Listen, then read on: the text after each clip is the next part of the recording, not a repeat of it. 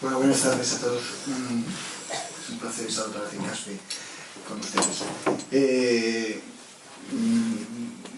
Esther ha hecho una presentación magnífica, extraordinaria, llena de sentido común, de buen juicio, de buena lectora. Me ha gustado muchísimo. Y entonces yo ya le destripado el libro, y a mí lo que me gustaría tal vez quizás es un poco hablar más de Víctor, porque ella ha hablado del libro y a lo mejor a mí me tocaría, digamos, en este reparto de papeles, hablar un poco más de Víctor, ¿no? Yo creo que para Caspe es un privilegio tener a alguien como Víctor que ha decidido convertir a su ciudad en literatura. Lo decía muy bien Esther, hablaba de, no ha nombrado Camino de Sierra, pero estaba pensando en ella, naturalmente, estaba hablando de Moncada y de Mequinenza. Y como Mequinenza hay un antes y un después de Mequinenza, es decir, ahora Mequinenza la conoce mucha más gente gracias a la novela de Jesús, ¿no?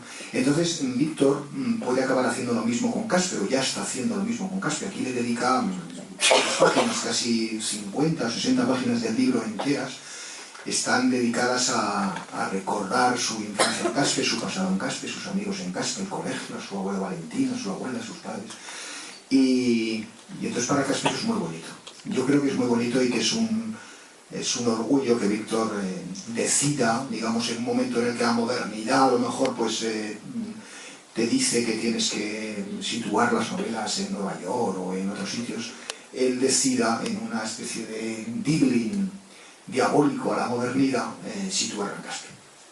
Eso quiere decir que es un tipo con personalidad y que sabe muy bien lo que quiere, a dónde va y qué es lo que quiere hacer, y que no se deja, digamos, llevar por las modas de cada momento, ¿no?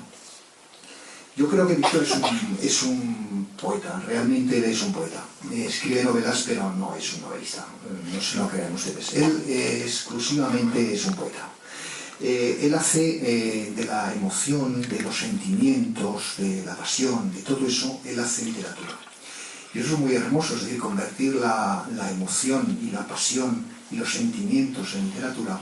Eso lo han hecho históricamente los poetas, porque los novelistas son gente de oficio. Es decir, un novelista, un chico joven o una persona de 25 o 30 años, es muy difícil que sea un gran novelista. Es decir, el novelista es un oficio, es un género, la novela es un género para gente con oficio.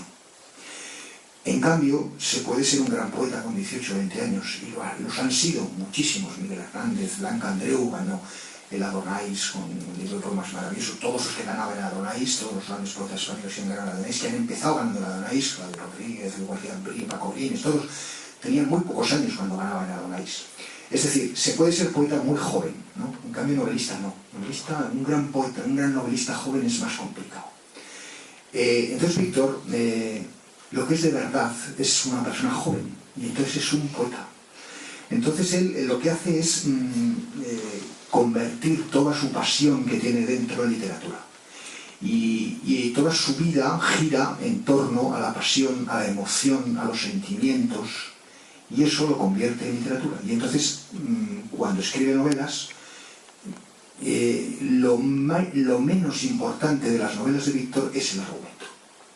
Él lo dice muy bien en un libro que publicará dentro de poco, que a mí me gusta muchísimo, que se llama Vademecum, que es un libro de pensamientos, de aforismos. Y allí dice, lo importante no es lo que pasa en la novela, lo importante es lo que pasa en el corazón de quien se aventura a leerla. Y eso es lo que él busca, es decir, él busca emocionar, es decir, él busca el corazón de todos nosotros cuando leemos sus libros. Por lo tanto, él, en teoría, es como si fuera un vanguardista, sin pretender serlo, que le parece menos importante el contenido, los aspectos narrativos, que sobre todo conmover. Es decir, por ejemplo, el poeta se diferencia estarán de acuerdo conmigo, creo, se diferencia de un novelista fundamentalmente en que el poeta trabaja las emociones y no las historias, no necesariamente. Es decir, un buen poema nos puede conmover sin entender muy bien qué nos quiere decir el poeta. Eso nos ha pasado a todos. Tú lees un poema y por la fuerza de las palabras, por la emoción de las imágenes, aunque no sepas muy bien qué quieren decir esas imágenes, eso pasa perfectamente con con García Lorca, con muchos poetas. Es decir, tú no entiendes muy bien qué quiere decir esa imagen. Y sin embargo, esa imagen te está conmoviendo, ¿no? Por la fuerza de las palabras. Entonces, Víctor lo que hace es eso, es conmovernos permanentemente en todos sus libros.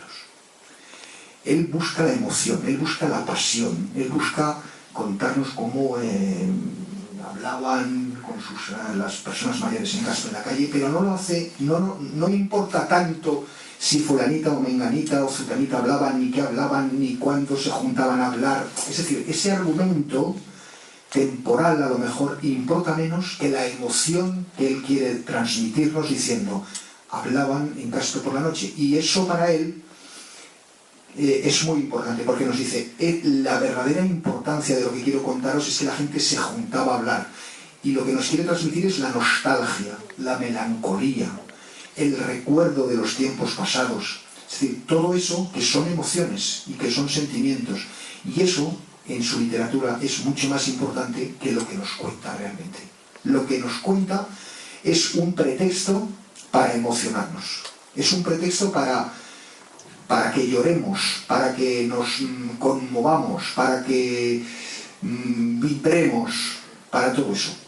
Y él en eso es un especialista increíble. Tiene una gran capacidad de evocación, sabe evocar muy bien, es decir, recordar las cosas, tiene una memoria.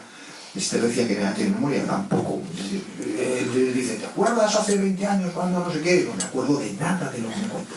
Yo no sé si se lo intenta, a veces pienso que si se lo intenta, solo para fastidiarme. Pero no, porque luego compruebas los datos y son verdad, es decir, tiene una gran memoria. Y entonces tiene esa capacidad para evocar tiempos pasados, recuerdos que te conmueven, ¿no? Y tiene una mirada limpia sobre las cosas. Eso es muy importante, porque habla de su bonomía. Es decir, en los libros de Víctor, y él cuando escribe, siempre su mirada es limpia. Es buena, es noble, no hay adherencias espurias, no hay suciedad, no hay nada turbio. Entonces eso es tan bueno, es decir, es tan bueno leer a alguien con una mirada tan transparente, tan limpia, tan cristalina, que en estos tiempos también emociona mucho eso, ¿no? Hay él incluso cuando habla cuando quiere ponerse erótico, que se pone algunas veces, porque se pone estupendo, algunas veces se pone estupendo, y entonces es tan sutil que incluso en las escenas nunca son explícitas, podría hacerse al gorda y pues contarnos pues como hacen otros, ¿no? Eso se vende muy bien, además se vende mucho, ¿no? Pues contar cochinadas bueno, las cochinadas a todos nos gustan, las cochinadas, para que hagan lo contrario. Pero hay quien las cuenta de una manera y quien las cuenta de otra. Entonces Víctor siempre las cuenta de una manera sutil, ¿no? Entonces hay una cosa en la página 101 de cómo él cuenta una cosa para que vean de qué personaje estamos hablando, ¿no? Dice, cuando acariciaba sus piernas, dice, le parecía que iban a ser eternas, hasta que súbitamente sus manos se encontraban, después de la larga travesía por sus dunas, con un oasis de ternura. O sea, imagínense cómo llama él a lo que todos podemos pensar, le llama oasis de ternura. Dice, allí se demoraba hasta tener la certeza de que la vida estaba bien hecha. No me digan a mí que esto no es poesía. Esto solo lo puede escribir un poeta. Es decir, llamar a las cosas estas en las que estamos todos pensando oasis de ternura, demorarse en las dunas. O sea, y siempre se prohíbe, digamos, ser explícito, porque él lo que quiere es ser sutil, ser dulce, tener una mirada limpia hasta en esas cosas en las que la limpieza, pues a lo mejor se pone en entredicho, porque en esos momentos todos nos ponemos un poco cochinos. Bueno, pues él no, él dice, él no se quiere nunca poner cochino ni siquiera en esos momentos, ¿no? Y me gusta mucho su pasión por la vida. Él es un apasionado de la vida, y eso creo que es muy bueno para un escritor, porque él de todo saca, digamos, partido literario. Es decir, cualquier cosa le emociona, le hace vibrar, y dice cosas muy bonitas. Por ejemplo, él piensa, en este libro de aforismos, por ejemplo, él dice, mi vida es una permanente final de Champions. O sea, como si siempre, cada día de su vida fuera una final, ¿no? dice, tanto cuando doy clases como cuando hago croquetas. Y es la verdad, es decir, él es así, y todos deberíamos ser así, es decir, porque así es cuando uno es feliz, es decir, tomarse la vida, beberse la vida con pasión y decir, igual soy feliz cuando estoy dando clases que cuando estoy con mi familia, que cuando estoy cocinando, que cuando... Entonces él de toda la cotidianeidad de la vida, de todo hace motivo literario, y todo eso le inspira para poder ser un gran escritor, ¿no? Hablan lo de las palabras, eso es espectacular, o sea, él es un embaucador, o sea, no le hagan nunca ni caso, o sea, este puede seducir al lucero del alba si se lo propone con las palabras, o sea, él es un palabrero lamentable, o sea, tiene más cuento que calleja, que decía mi abuela, o sea, él puede llevarnos donde quiera, pero con las palabras, ¿no? Y el libro está lleno permanentemente de esto, o sea, él todo el rato está diciendo, lo ha contado muy bien Esther, ¿no? Pero yo he apuntado muchas cosas de estas, pero vivía entre palabras, soy un obrero de la palabra, somos las palabras, necesitamos palabras, soy un cazador de historias para contar palabras, tu vida está hecha de palabras, o sea, todo en él son las palabras. Él trabaja con las palabras y con las palabras nos seduce, nos subyuga, nos hace ser mejores y enamorarnos de él como escritor y como persona, ¿no?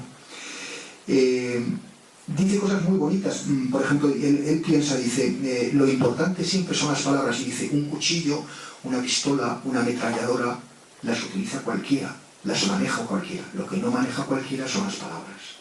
¿Cómo valora él? Resistid, dice, pero vuestras palabras están llenas de esperanza.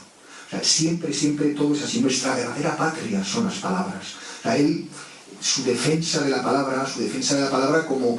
Bueno, pues como decía Blas de Otero, ¿no? Nos queda la palabra. Es decir, después de todo, después de que hayamos perdido todo, pero nos queda la palabra para poder contar, para poder fabular, para poder transmitir a los demás nuestros sentimientos. Es decir, nunca estaremos vacíos, nunca seremos pobres si tenemos la palabra. Si nos queda la palabra para poder utilizarla como arma arrojadiza contra el poder, si queremos ser rebeldes, para seducir a la persona amada, para dar cariño a nuestros hijos, a nuestros padres ancianos, a nuestros amigos, para poder dar clases en la universidad o en un instituto, para todo, o sea, para la vida, siempre si tenemos palabras, estamos vivos, ¿no? Y eso es lo que Víctor nos hace siempre, ¿no? Y nada más, yo creo que tienen que leer este libro indiscutiblemente, un caspolino tiene que tener este libro en su casa, es como, no, es impensable que no lo puedan tener, o sea, cualquier persona que haga caspe tiene que tener este libro en su casa, y a él no le hagan mucho caso, que es un embaucador. Muchas gracias.